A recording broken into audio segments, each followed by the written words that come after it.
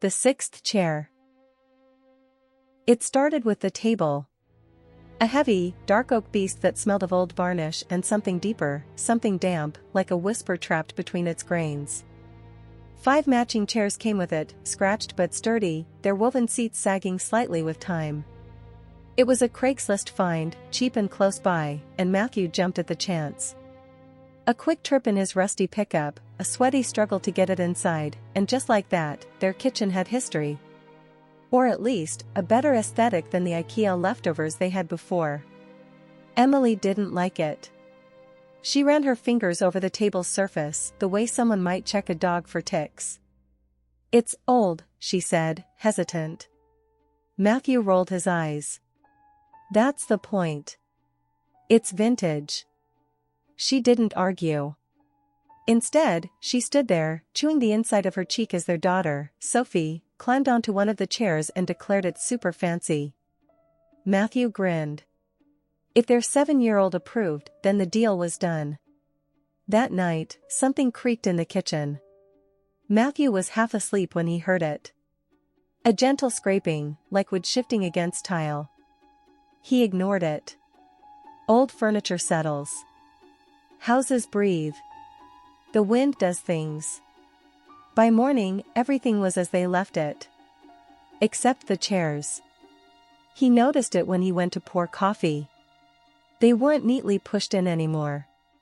Instead, they stood slightly askew, as if someone had sat in them, shifted, maybe stood up and walked away. Matthew frowned but dismissed it. Probably Emily up for water.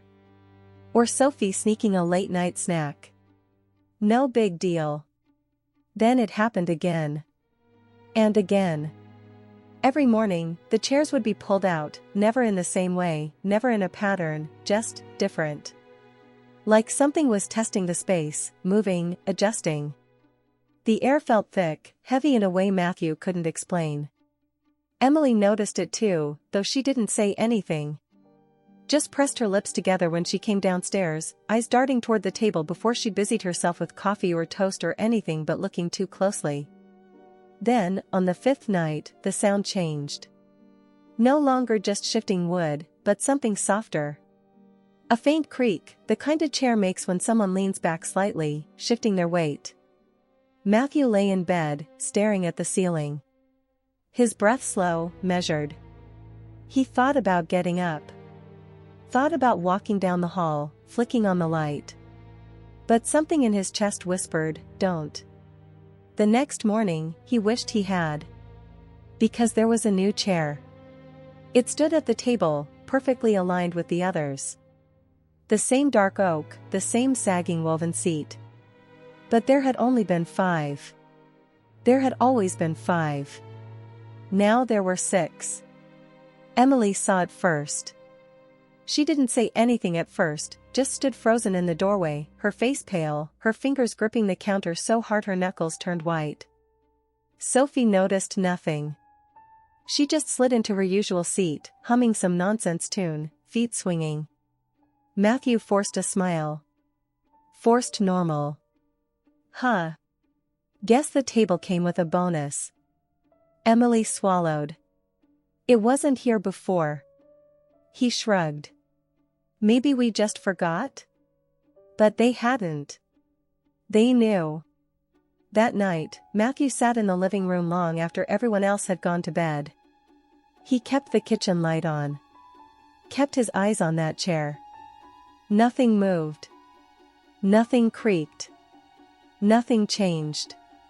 But when he finally went to bed, when he let his body sink into the mattress and let his mind drift just enough, there it was. The sound. A gentle, rhythmic creak. The shift of weight. Like someone rocking back ever so slightly. And Matthew, rigid beneath the covers, realized something chilling. It wasn't one person. It was several. The next day, Matthew felt it, the cold, crawling sensation at the back of his neck. He couldn't shake the feeling that something was watching him. Not just the occasional feeling of eyes on him, but something deeper, something raw and unrelenting. That sensation gnawed at him all day, as he moved from room to room, trying to keep himself occupied, trying to push it away.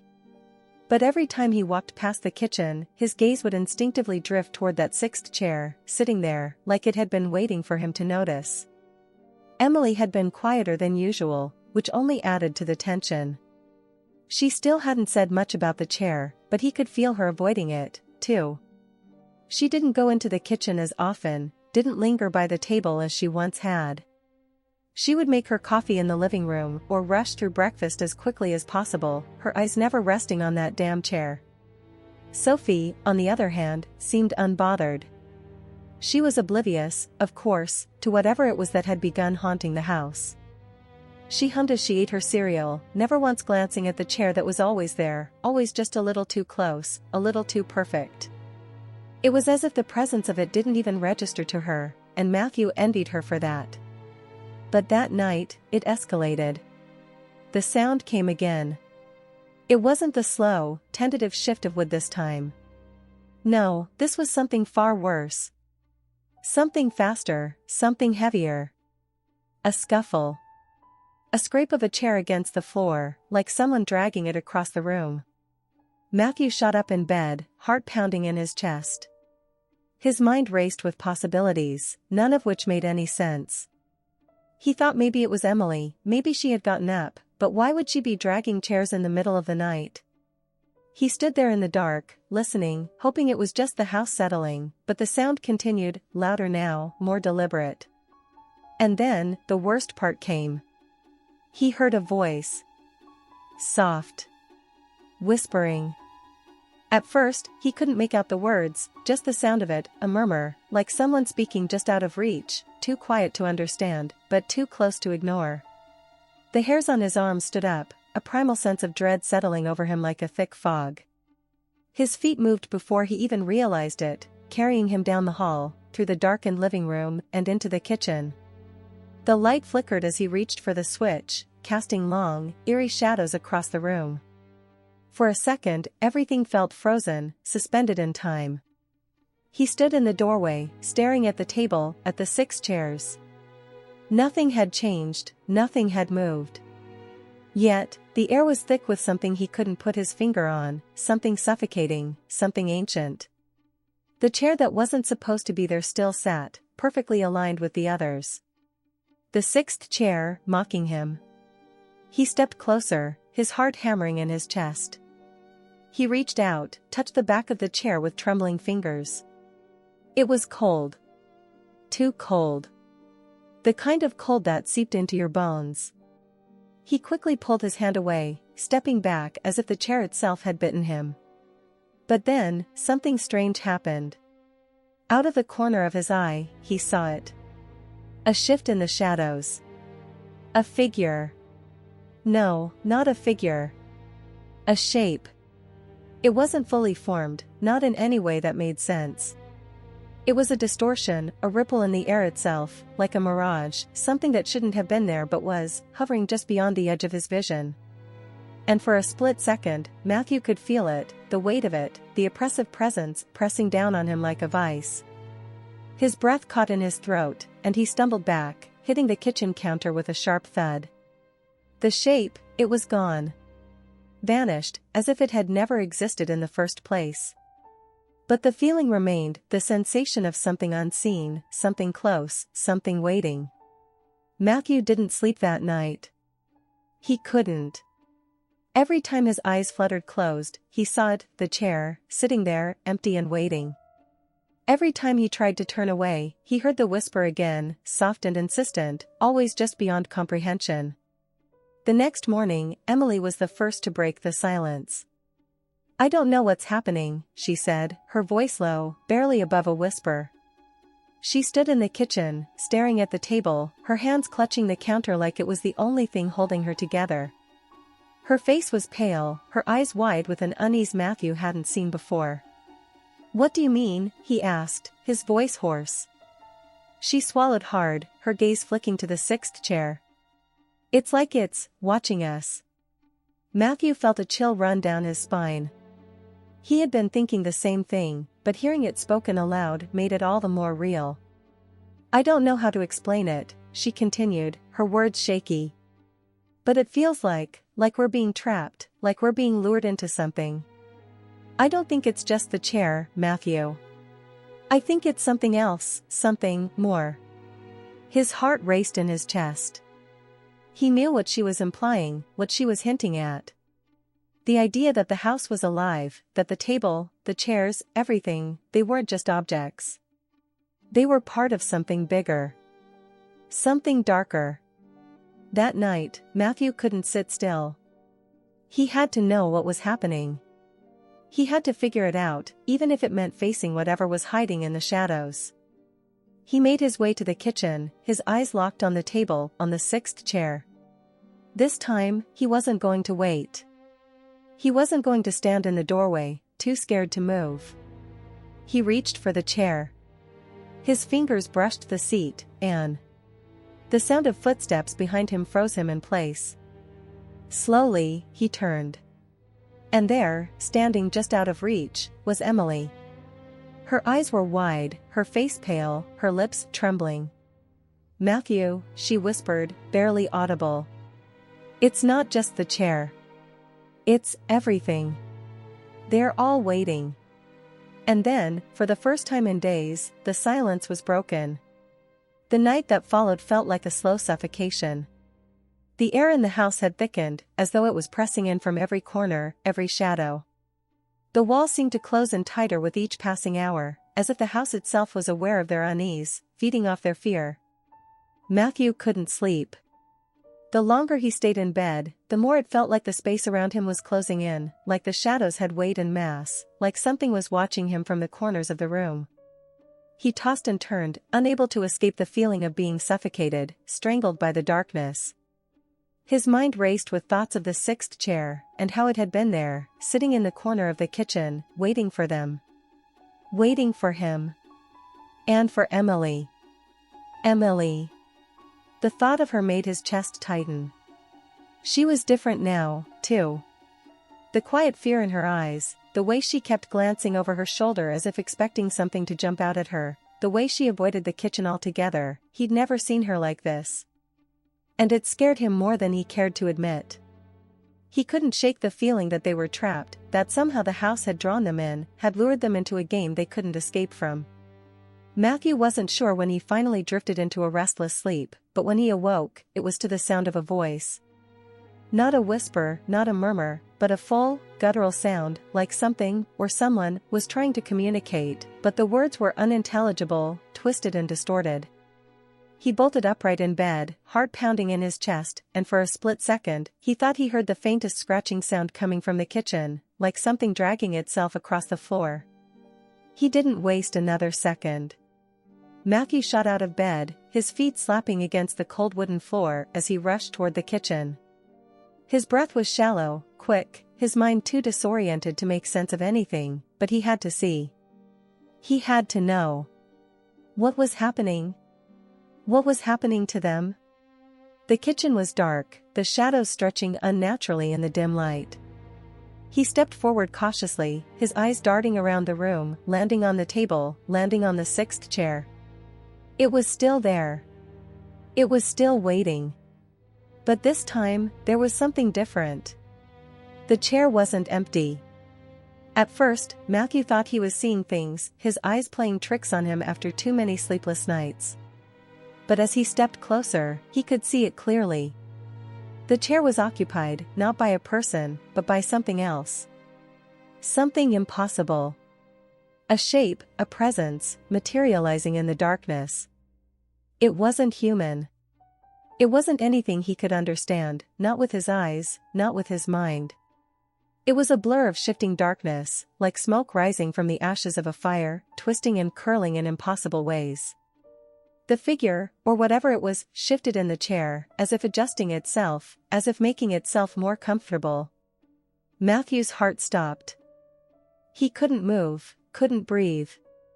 He wanted to scream, to run, to wake up from this nightmare, but his body refused to obey. His eyes were fixed on the chair, unable to tear themselves away, unable to comprehend what he was seeing. He felt like he was caught in the moment, like time itself had frozen, stretching into eternity, pulling him deeper into the strange, oppressive presence filling the room. And then it spoke. The voice wasn't human, wasn't even anything he could describe. It was a sound that scraped against his soul, something unnatural, something ancient, full of rage and sorrow, a voice from somewhere far beyond the reach of the living. It didn't use words, not exactly. It spoke in feelings, in flashes of raw emotion that ripped through Matthew's mind, impossible to ignore, impossible to forget. "You shouldn't have sat there," the voice seemed to say. Matthew staggered back, his mind spinning as he tried to make sense of what was happening. What had happened? The chair. The presence. The voice. None of it made sense, and yet it felt more real than anything he had ever known. His pulse pounded in his ears, and he felt himself slipping, falling into the darkness. His legs gave out beneath him, and he collapsed to the floor, gasping for air, the edges of his vision beginning to blur. That was when he heard Emily's voice. "Matthew?" Her whisper was soft, but it cut through the suffocating silence like a knife. She was standing in the doorway, her face pale, her body shaking. "What's going on?" Matthew looked up at her, his body trembling uncontrollably. He opened his mouth to speak, to explain, but no words came. All he could do was point toward the table, toward the sixth chair, the empty seat now occupied by the darkness. "Don't go near it, Emily," he finally managed to rasp. "Please. Stay away." But it was too late. Emily, her curiosity driving her forward, took a hesitant step into the kitchen. Her gaze followed his trembling finger, and for a moment, her eyes locked onto the shape in the chair. She froze, her body going rigid, her breath catching in her throat. Then, like a switch had been flipped, her expression changed. It wasn't fear. It was something far worse. Something darker. Something that made Matthew's blood run cold. She wasn't afraid. Instead, she looked, drawn in. Fascinated. Matthew reached out, desperate to stop her. "Emily, no. Please, don't." But Emily didn't hear him. She was already walking toward the chair, her eyes fixed on the shifting shape. She sat down in the chair across from it, her hand extending slowly toward the empty space, as if she were reaching for something invisible. "Emily, what are you doing?" Matthew's voice cracked, panic rising in his chest. But she didn't answer. She just sat there, her eyes locked on the shape in the chair, her hand trembling, as if she could sense something, something he couldn't understand. And then, for a second, everything stopped. The room fell silent. The shape in the chair didn't move. Emily didn't move. Matthew didn't move. Time seemed to hang in the air like a thick fog, and in that moment, Matthew realized something. Something that made his blood run cold. Emily wasn't the same. Her eyes weren't hers anymore. The shadows in the kitchen seemed to pulse, and Matthew could hear his own breath, ragged and loud in his ears. Something was wrong. Everything was wrong. And then, just as quickly as it had happened, the silence shattered. The shape in the chair moved. Not in the way a person moves, not in the way that makes sense. It was fluid, unnatural, like it was being pulled from the depths of the earth itself. The chair groaned under its weight as the shape twisted and turned. Matthew's eyes widened in terror, his mind struggling to process the sight before him. Then, with one final, deafening screech, the shape was gone. Vanished. And all that remained was Emily, sitting there, her hand still outstretched, her face blank. As though she had never moved at all. "Emily?" Matthew whispered, his voice shaking. But she didn't respond. And the sixth chair? It was empty again. But something was different. They weren't alone anymore. The silence that followed was unbearable. It pressed down on Matthew like an invisible weight, suffocating, crushing. The air around him felt thick, sticky, as if the house itself had drawn a deep breath and was holding it, waiting. Emily's eyes, empty as they were, held no sign of recognition. She stared straight ahead, unblinking, her hand still suspended in the air as though reaching for something that was no longer there. "Emily?" Matthew's voice was barely a whisper, cracked with fear. He took a step closer, his legs trembling, his breath shallow. His mind was reeling, spinning, unable to process what had just happened. What was happening? What had happened to Emily? Her eyes flickered, for just a moment, and Matthew thought, just for a heartbeat, that maybe she was coming back to him. That she had snapped out of whatever trance had taken hold of her. But then the expression in her eyes shifted again. It wasn't her eyes. It wasn't Emily. The realization hit him like a fist to the stomach, knocking the breath from his chest. He stumbled back, his pulse hammering in his ears. This wasn't his wife. Not anymore. The kitchen seemed darker, colder now. The light from the small window above the sink no longer felt like it belonged, like it was fighting against the darkness that had seeped into the house. The shadows in the corners stretched long and menacing, as if they were alive, slithering along the floor, creeping up the walls. The room felt alien, hostile. Emily's head jerked slightly to the side, and a thin, chilling sound escaped her throat, an inhuman whisper that made Matthew's skin crawl. It was like a voice buried deep within her, a voice that had been waiting to come out, waiting for the right moment. "He's here." The words were slow, deliberate, as if she were learning them as she spoke. Her lips didn't move the way they should. There was something wrong with her face, something unfamiliar about the way she spoke. It wasn't just her tone, it was the way she said it, like the words didn't belong to her, like they came from somewhere deeper, darker. Matthew's chest tightened, his breath catching in his throat. His gaze darted to the sixth chair, the one that had been occupied by nothing but shadow, the one that still sat there, in the same spot, unchanged. And yet, he knew it was different.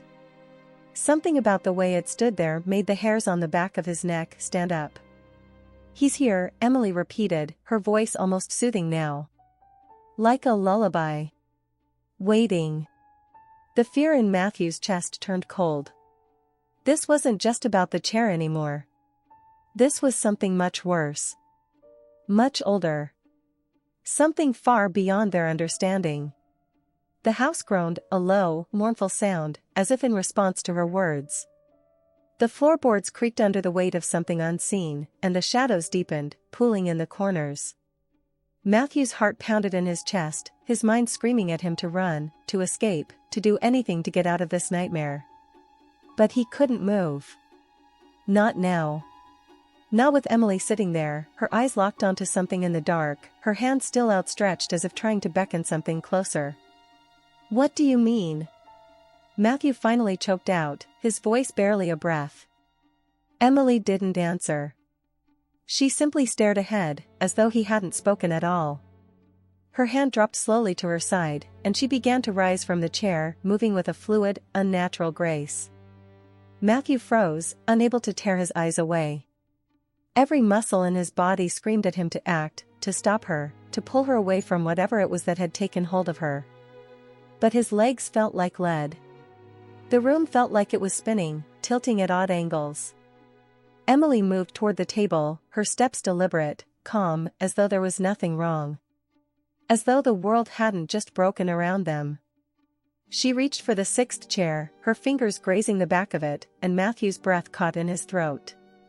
She was going to sit there. She was going to take it.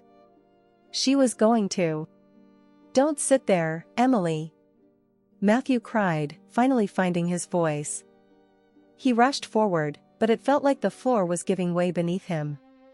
He stumbled, his feet tangling with the edges of the rug, and he barely caught himself before crashing into the wall. But it was too late. Emily had already taken her seat. The moment she sat down, the house seemed to exhale. The shadows in the room, which had been so oppressive, so thick, seemed to retreat just slightly. The air grew lighter, but there was something off about it. It was as if everything had shifted just a little bit, just enough to make Matthew's skin crawl. The room wasn't the same. The house wasn't the same. And then, the silence. It wasn't peaceful. It wasn't comforting. It was the kind of silence that rattled your bones, the kind that made you feel like you were being watched from every corner, from every shadow. It was the kind of silence that told you that something terrible was about to happen. The shape, the presence, was there, just out of reach, just beyond the edge of perception. Matthew could feel it now, as surely as he could feel the blood rushing in his veins. The house was no longer just a house. It was something else. Something ancient. And it was hungry. "He's here," Emily murmured again, her voice barely more than a whisper. Matthew's stomach twisted into knots. Who? He had to know. He had to understand. He had to make sense of it all. But Emily didn't answer. Instead, she turned her head slowly toward him, her eyes empty. Hollow. There was nothing there. Nothing that he could recognize. Not her. Not anymore. And then, the kitchen door creaked. It wasn't loud, but it was enough to make Matthew's heart lurch in his chest. He whipped his head toward the sound, his body frozen in place. The door to the kitchen, once shut, was now slightly ajar. Just a crack. Just enough to let a sliver of darkness spill into the room. The shadows in the kitchen shifted. Matthew's breath hitched in his throat. The presence was there. He could feel it. He could feel it moving, shifting, like something crawling just out of sight, like something waiting to reveal itself. But it didn't. It just stood there, hovering in the periphery of his vision, just beyond the reach of his understanding. And then the chair creaked. The sixth chair, the one that should have been empty, moved. No one was sitting in it. But it moved. Slowly. Deliberately. Matthew's pulse raced as he took a step back, his eyes locked onto the chair, unable to look away. He tried to scream, but the sound caught in his throat.